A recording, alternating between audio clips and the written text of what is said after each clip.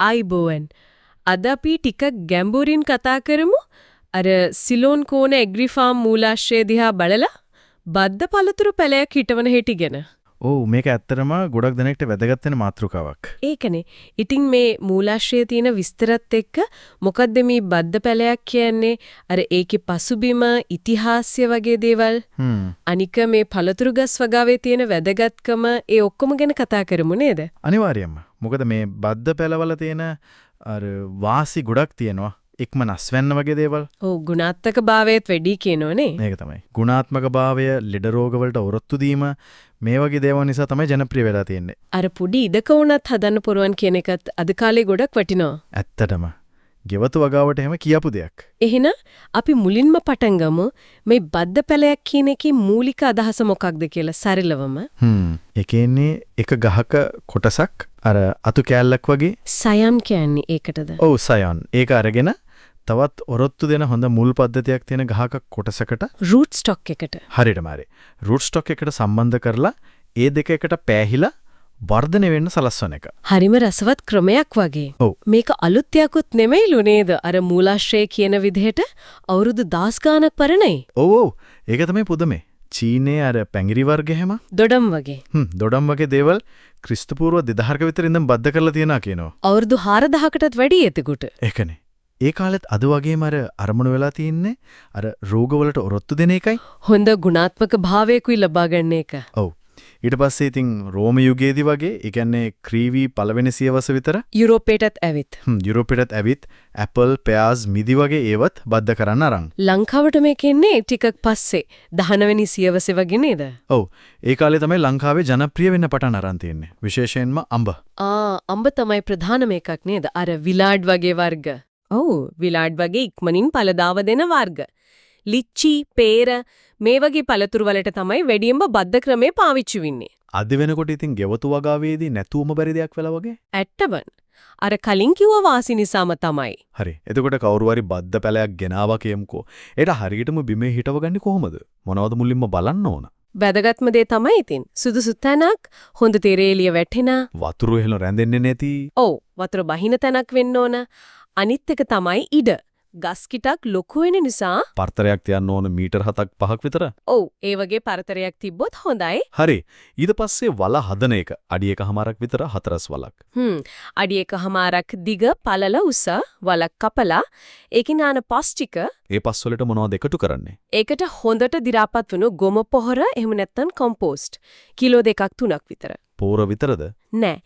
ඒකට රොක් ෆස්ෆේට් කියන එකත් ග්‍රෑම් 100ක් විතර එකතු කරන එක මුල් වර්ධනයට ගොඩක් හොඳයි. හරි. ඒ ටික ඔක්කොම කලවම් කරලා ආපහු වලට දානෝ. හැබැයි කට මට්ටමටම නෙවෙයි. ටිකක් ඉඩ තියලා සෙන්ටිමීටර් 10ක් 15ක් වගේ. ඔව් ඒ හරිය ඉඩ තියන්න ඕන. හරි. දැන් පැලේ හිටවන්න ලෑස්ති. අර පොලිතින් කවරේ ඒක ගලවන්න කලින් පොඩ්ඩක් වතුර දාලා තෙත් කරගන්න එක හොඳයි.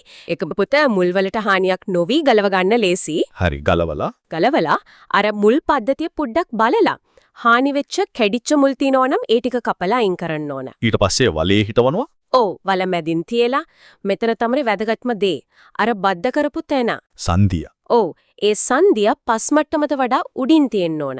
සෙන්ටිමීටර් 5ක් 10ක් විතර උඩින්. ඒ කියන්නේ ඒක පස් වලට යට වෙන්නම හොඳ නෑ. කොහෙත්ම හොඳ නෑ. ඇයි ඒ? මොකද්ද හේතුව? හේතුව තමයි අර බද්ධ කරපු සංදිය පස් වලට යට වුණොත් අර උඩින් තියෙන හොඳ ප්‍රභේදයේ කොටස තියෙන්නේ සයන් එක. ඔව් ඒකෙනුත් මුල් එන්න පටන් ගන්නවා. එතකොට අර අපි බද්ධ කරලා රූට් ස්ටොක් එකකින් බලාපොරොත්තු වුණු වාසිය, ඒ කියන්නේ ඔරොත්තු දීම, ශක්තිය ඒක නැති වෙලා යනවා. ඒ නිසා අනිවාර්යයෙන්ම ඒක උඩින් තියලා වටේට පස් දාලා හැමින් තද කරන්න ඕන. හරි. එතකොට හිටුවට පස්සේ නිකම්ම තියන්න බෑ නේද? බලා ගන්න ඕන. අනිවාර්යයෙන්ම හිටවපු ගමන්ම හොඳට වතුර දාන්න ඕන ලීටර් 5ක් 10ක් වගේ. ඊට පස්සේ පළවෙනි මාස 3 විතර යනකල් පස වේලෙන්න දෙන්න හොඳ නැහැ. ඒ කියන්නේ නිතර වතුර දාන්න වෙනවා. සතියට 2-3 පාරක්. ඔව් පස්සේ තෙතමනේ බලලා ඒ වගේම ගහ වටේට අර වසුණක් වගේ දාන එක හොඳයි. වේලි පිදුරු තනකොළ වගේ දෙයක්. ඒකෙන් තෙතමනේ රැකිනවා. වල්පැල පාලනයකුත් වෙනව නේද? හරියටම හරි. තව ඉතින් මාස 3කට සැරයක් විතර ගොම පොහොර කිලෝ 2-3ක් දාන එක. වේගවත් වර්ධනයක් වුණ නම් අර යාමිලා වගේ සමබර පොහොරක් දින 21කට සැරයක් විතර නිර්දේශිත ප්‍රමාණයට දානත් පුළුවන්. පොහොර ගැන තව ටිකක් කතා කරමු. අර NPK වගේ ඒවා දාන්න කියනවනේ. ඔව් ගහ ටිකක් ලොකු වුණාම මාස 6කට සැරයක් විතර NPK Ken 10 වගේ. ඒ කියන්නේ නයිට්‍රජන්, ફોස්ෆරස්, පොටාසියම් තුනම සමසමව තියෙන පොහොරක්. ග්‍රෑම් 100ක් 200ක් වගේ. ඔව් ඒ වගේ ප්‍රමාණයක් ගහ වටේට දාලා පසට කලවම් කරන එක හොඳයි. ගහේ සමබර වර්ධනයට ඒක උදව් වෙනවා. පලිබෝධ ගැන අවධානයෙන් ඉන්න ඕන නේද? අනිවාර්යයෙන්ම. නිතරම පැලේ බලන්න ඕන මොන හරි හානියක් දැක්කොත් කොහොඹ තෙල් වගේ දෙයක්, නීම් ඔයිල් ස්වභාවික ක්‍රමයක් විදිහට පාවිච්චි කරන්න පුළුවන්. හරි. දැන් ගොඩක් දෙනෙක්ට තියෙන ප්‍රශ්නයක් තමයි ඉඩකඩ. ඉතින් පෝච්චියක මේ වගේ බද්ද පැලයක් හදාගන්න බැරිද? බැරි කමක් නැහැ අනිවාර්යයෙන්ම පුරුවන්. හැබැයි ටිකක් ලොකු පෝච්චියක් ඕන නේද? ඔව් අඩුම ගානේ විශ්කම්බේ සෙන්ටිමීටර් 45 60ක් ගැඹුරත් සෙන්ටිමීටර් 45ක් වගේ වෙන එකක් තමයි හොඳ. අර වතුර බහින සිදුරු. ඒක අත්‍යවශ්‍යයි. පතුලේ හොඳට වතුර බහින්න සිදුරු 4ක් 5ක්වත් තිරනම ඕන. පෝච්චියට දාන පස් මිශ්‍රණය බිමට දාන එකමද? නෑ පොඩි වෙනසක් තියෙනවා. පෝච්චියකදී ජල වහනයයි වාතාශ්‍රය ගොඩක් වැදගත්.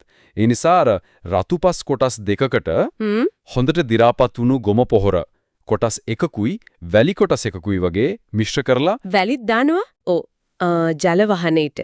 ඒකටත් අර රොක් ෆොස්ෆේට් පොඩ්ඩක් ග්‍රෑම් 50ක් විතර එකතු කරන එක හොඳයි. හිතවන විදිය වෙනසක් තියෙනවද? පොඩි දෙයක්. පෝච්චිය පතුලටම පොඩි බොරුළු කෑලි තට්ටුවක් වගේ දැම්මොත් වතුර බහින එකට උදව් වෙනවා. ආහා. ඊට පස්සේ හදාගත්ත පස් මිශ්‍රණයෙන් පෝච්චියෙන් 3න් 2ක් විතර පුරවලා පැලේ තියන්න ඕන.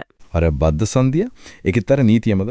ඔව් ඒකත් බද්ද සංදිය පෝච්චිය කටට ඒ කියන්නේ රිම් එකට වඩා සෙන්ටිමීටර් 5ක් 10ක් විතර පහළින් තියෙන විදියට හිටවන්න ඕන.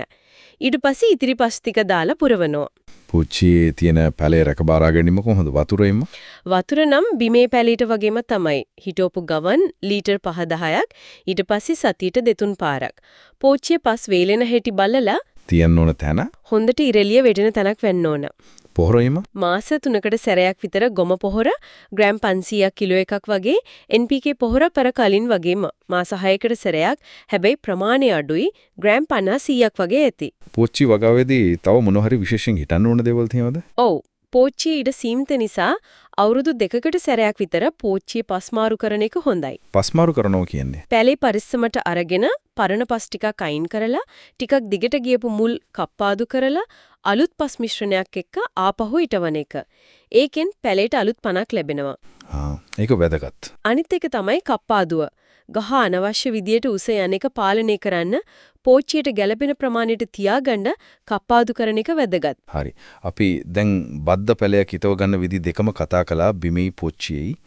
පොදුවේ ගත්තම මේ පළතුරු ගහක් දෙකක් වගා කරන එකේ තියෙන වැදගත්කම ආර්ථික පැත්තෙන් ගත්තත් ආර්ථික වාසිය නම් පැහැදිලි.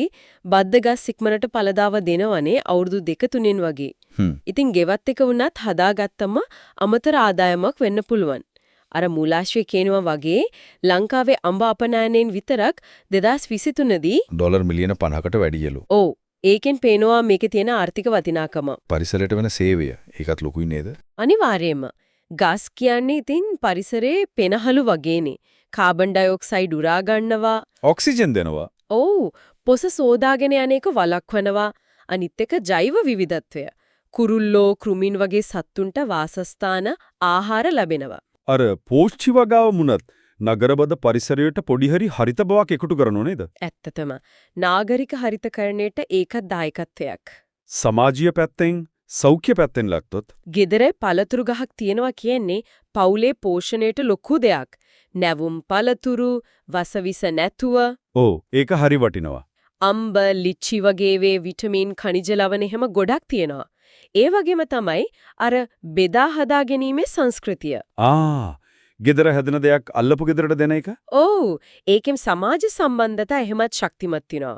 ඒක අපේ සංස්කෘතියේම කොටසක්. සංස්කෘතික පැත්ත ගැන කිව්වොත් අපේ උත්සවවලට එහෙමත් පළතුරු ඕන වෙනවා. අනිවාර්යයෙන්ම අලුත් අවුරුද්දට එහෙම අම්බ නැතුව බෑනේ. ඒ නිසා මේ පළතුරු ගස් කියන එක අපේ සංස්කෘතිය එක්කත් බැඳිලා තියෙනවා. එහෙනම් අද අපි කතා කරපු දේවල් පොඩ්ඩක් එකතු කරලා බලුවොත් බද්ධ කිරීම කියන්නේ ගොඩක් පරණ ක්‍රමයක් වුණාට අදටත් ගොඩක් ප්‍රයෝජනවත්. ඔව් ගොඩක් ප්‍රතිලාභ තියෙන ක්‍රමයක්. බිමේ හරි පෝච්චියක හරි ඒ පැලයක් හරියට හිටව ගන්න ක්‍රමවේදයක් තියෙනවා. ඊ පියවර ටික හරියට අනුගමනය කරන එක වැදගත්. ඒ වගේම තමයි පළතුරු ගස් වගා කරණයකින් ලැබෙන වාසි. ආර්ථික පාරිසරික සෞඛ්‍ය සංස්කෘතික ඔය හැම පැත්තෙම වාසි තියෙනවා. ඇත්තටම මේ බද්ධ පළතුරු ගහක් කියන්නේ ගෙවත්තට කරන ආයෝජනයක් වගේ. ගෙවත්තට විතරක් නෙමෙයි පවුලට, පරිසරයට හැමෝටම කරන හොඳ ආයෝජනයක්. අවුරුදු කීපයකින් ප්‍රතිඵලත් ලබන්න පුළුවන්. අවසාන වශයෙන් අහගෙන ඉන්න අයටත් පොඩ්ඩක් හිතන්න දෙයක් ඉතුරු කරමු. මේ වගේ දිග ඉතිහාසයක් තියෙන මෙච්චර ප්‍රතිලාභ ලබා දෙන බද්ධ පළතුරු වගාව පොඩි මට්ටමින් හරි, ගෙවතු මට්ටමින් හරි තව තවත් ව්‍යාප්ත කරන එක. අපේ රටේ අනාගත ආහාර සුරක්ෂිතතාවයට කොයි වගේ දායකත්වයක් දෙන්න පුරුවන් වෙයිද? ඒක ටිකක් හිතන්න වටින කාර්යයක් නේද?